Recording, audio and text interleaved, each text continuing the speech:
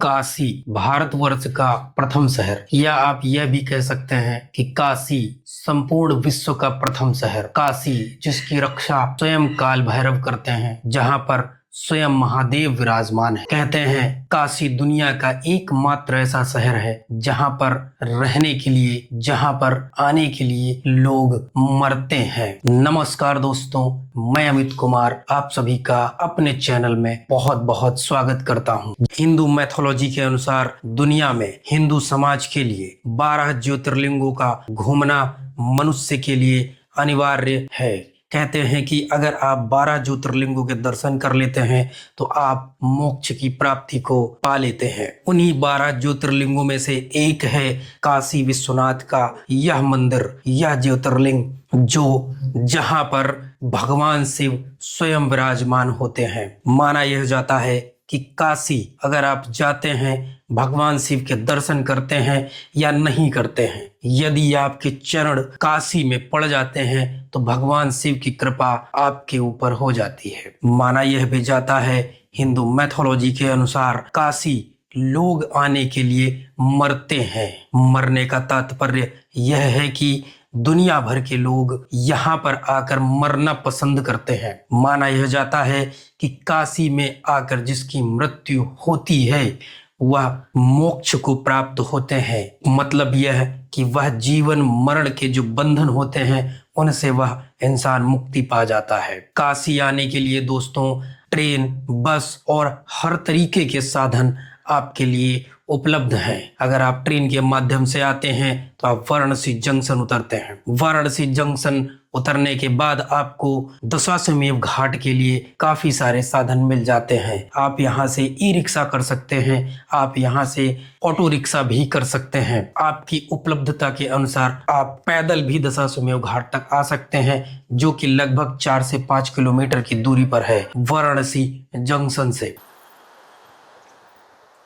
तो गर्मियों में ब्लॉगिंग करने का यह एक अलग ही चैलेंज होता है, क्योंकि धूप काफ़ी ज़्यादा हो चुकी है। पैदल चलने में दिक्कत होती है। वैसे हमने पानी की बोतल अपने पास रख रखी है और यहाँ से पैदल ही सफ़र करना पड़ेगा, क्योंकि आगे साधन नहीं जाते हैं।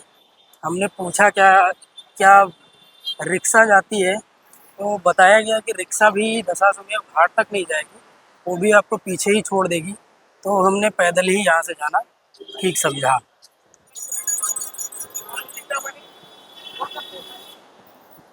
तो भैया चौराहे पे हमको नंदी जी मिल गए, और नंदी जी के मिलने का ये तात्पर्य है कि हम काशी विश्वनाथ मंदिर पहुँच गए हैं।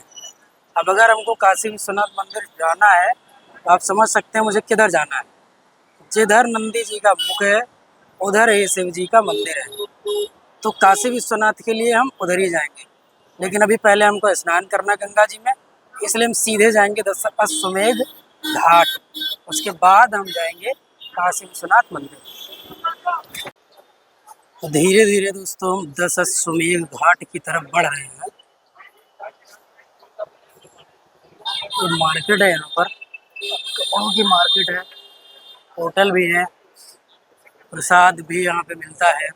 ये साड़ी की दुकान है, यहाँ पर बनारसी साड़ी आपको मिल जाएंगी।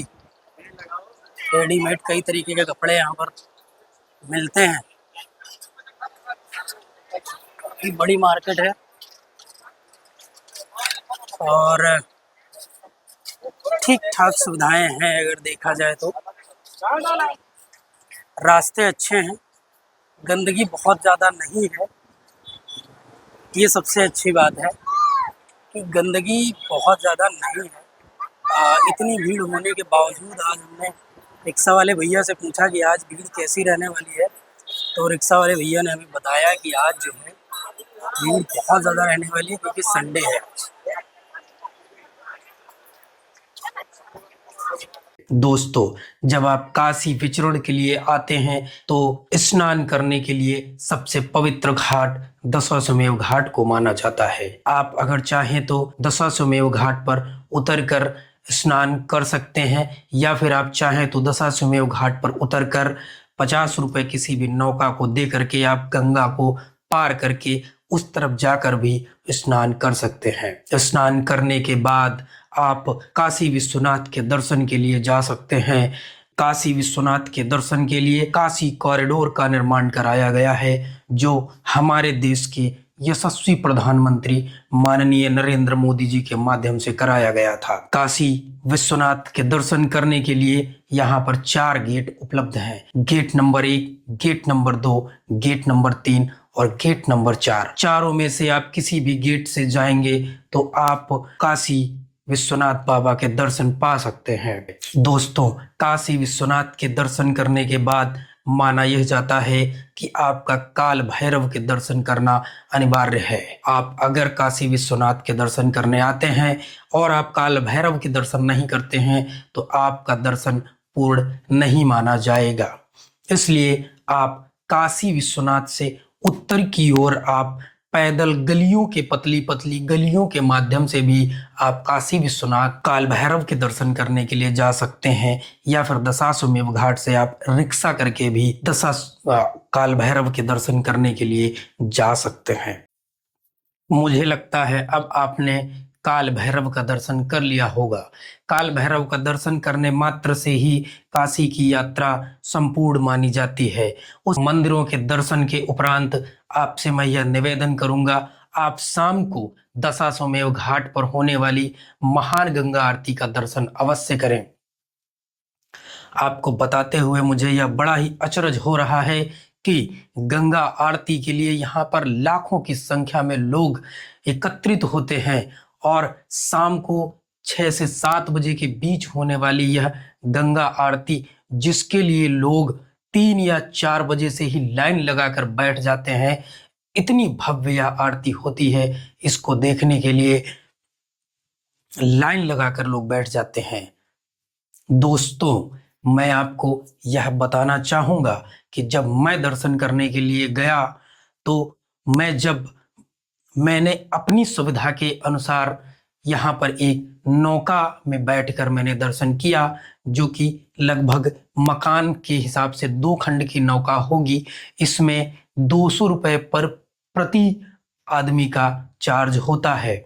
आप चाहें तो छोटी नाव में 100 रुपये देकर भी बैठ सकते हैं, और अगर आप पैसा नहीं देना चाहते हैं तो आप दशाश्वमेध घाट की सीढ़ियों पर बैठकर भी आरती का आनंद ले सकते हैं।